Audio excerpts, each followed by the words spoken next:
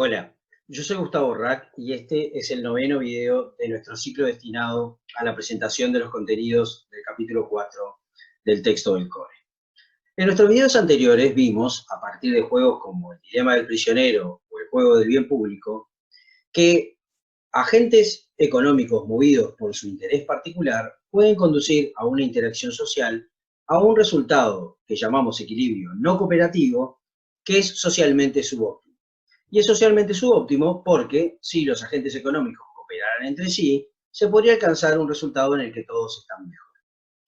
Vimos también, en el juego del dilema del prisionero, cómo la presencia de preferencias sociales como el altruismo nos pueden ayudar a alcanzar el resultado socialmente deseado. También a través del dilema del prisionero y del juego del bien público, vimos cómo una combinación de interacciones sociales repetidas, presencia de reciprocidad, capacidad de castigo de los comportamientos que se apartan de la norma social, también pueden ayudar a que estas interacciones sociales resulten en un equilibrio socialmente deseado.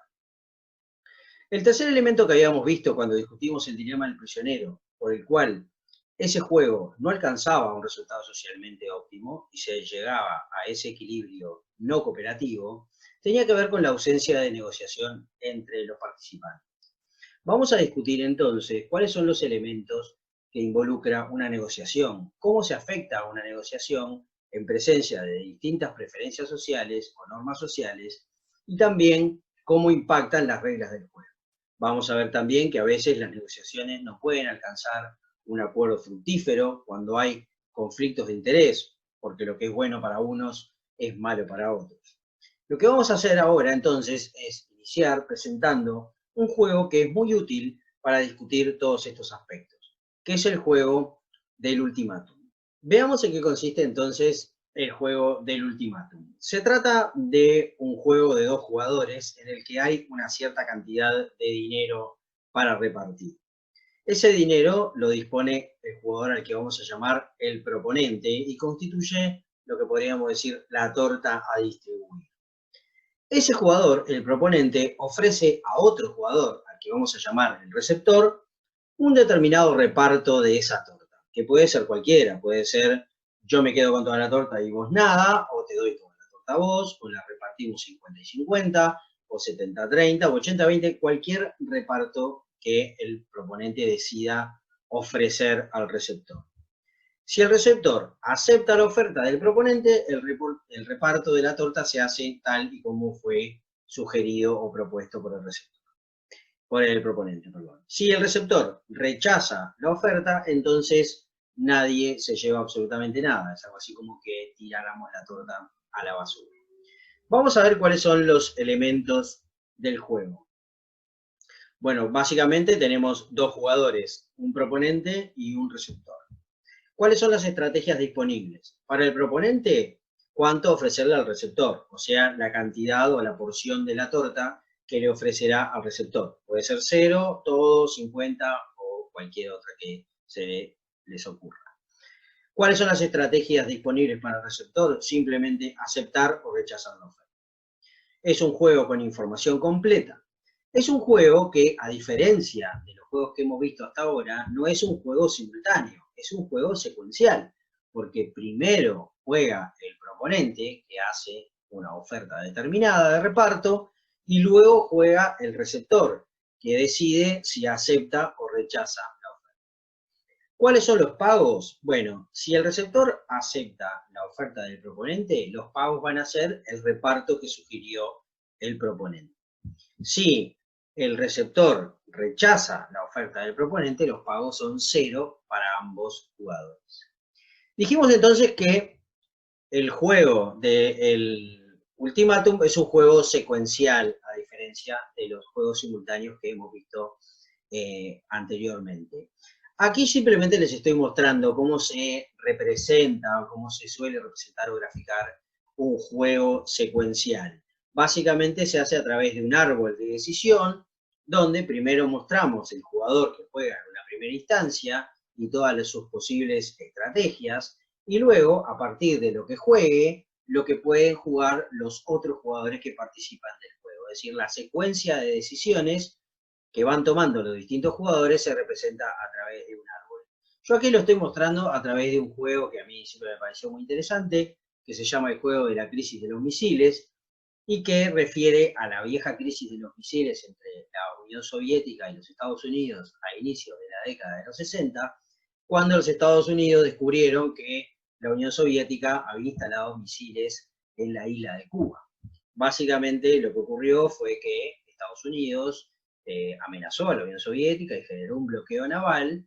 El mundo, se dice, nunca estuvo más cerca de una guerra nuclear, y finalmente la respuesta de la Unión Soviética fue retirar los misiles de Cuba, aunque en realidad también fue porque a cambio de eso le exigió a los Estados Unidos que retirara unos misiles que los Estados Unidos tenían instalados en Turquía y que también amenazaban la seguridad de la Unión Soviética. Pero básicamente el árbol refleja cómo se desarrolla este juego, porque los Estados Unidos se enteran de la presencia de los misiles y tienen dos posibilidades: aceptar la presencia de los misiles, en cuyo caso salen perdiendo y los pagos de la Unión Soviética son positivos, evita la guerra pero acepta la presencia de los misiles, o amenazar a la Unión Soviética.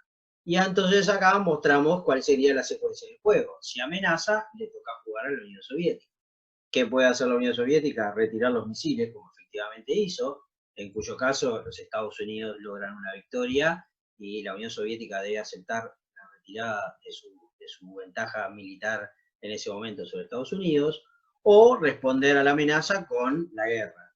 Y en ese caso se desataba la guerra nuclear y perdían todos los jugadores. Bueno, simplemente para mostrar un árbol de decisión que es la forma en que generalmente se presenta un juego secuencial como el juego del ultimátum.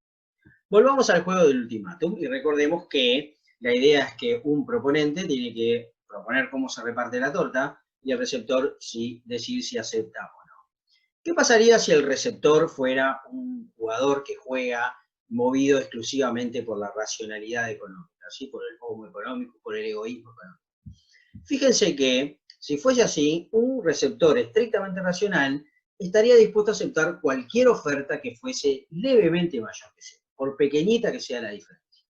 ¿Por qué? Bueno, simplemente porque si rechaza la oferta, sabe que no se lleva nada. Si acepta la oferta, por pequeñita que sea, se va a llevar algo. Por lo tanto, siempre va a preferir, aunque sea un centésimo, a nada. ¿Eso qué quiere decir? Quiere decir que si el proponente sabe que el receptor se conduce de una manera estrictamente racional, le hará una oferta muy pequeña, sabiendo que el receptor es muy probable que la acepte. Ahora, ¿es esto lo que efectivamente ocurre cuando se realizan experimentos sobre este juego? ¿Es cierto que los receptores aceptan cualquier propuesta, por pequeñita que sea, mayor que cero? ¿Es cierto que los proponentes hacen ofertas muy pequeñitas? Bueno, en principio uno esperaría que exista una cierta norma social que piense con un sentido cercano a la idea de justicia, aunque la idea de justicia es una cosa un poco más compleja, de un reparto relativamente parejo, ¿sí? Es decir, una propuesta que uno evaluaría como justa es proponer 50 y 50. Ahora, ¿por qué cuando se juega el juego del ultimátum la oferta puede estar más o menos cerca a esta idea social o esta norma social del reparto estrictamente igualitario? Del lado del proponente puede estar operando, ¿sí?, no solamente la racionalidad y el interés de quedarse con la porción más grande posible de la torta. Puede tratarse de un jugador altruista y entonces estar más dispuesto a repartir de forma equitativa. También puede estar movido por la aversión a la desigualdad y por tanto también le puede interesar premiar, ¿sí?, o repartir de forma igualitaria la torta. También puede tratarse de un jugador que actúa con reciprocidad y entonces si el receptor es una persona con la que ha hecho cosas buenas por él, también podrá estar, pues, un amigo o lo que fuera, puede estar dispuesto a repartir de forma más igualitaria. ¿Qué pasa del lado del receptor? El receptor también puede ser altruista y entonces aceptar repartos más pequeños solo porque la parte de la torta que se lleva el otro jugador también le reporta satisfacción. Pero también puede ser averso a la desigualdad y entonces estar dispuesto a rechazar cualquier oferta que sea muy pequeña. O actuar con reciprocidad y entonces considerar una propuesta muy baja como algo rechazable, como algo malo, y estar dispuesto a aceptar no ganar nada con tal de castigar al proponente que ha hecho una propuesta de reparto que él considera muy injusta. Es decir, todas estas preferencias sociales operan en los resultados del juego del ultimátum, importan, y por eso este juego es tan interesante para mostrar cómo funcionan las preferencias sociales, tanto del lado del proponente como del lado del receptor. Vamos a profundizar en esto en un video subsiguiente. Nos vemos.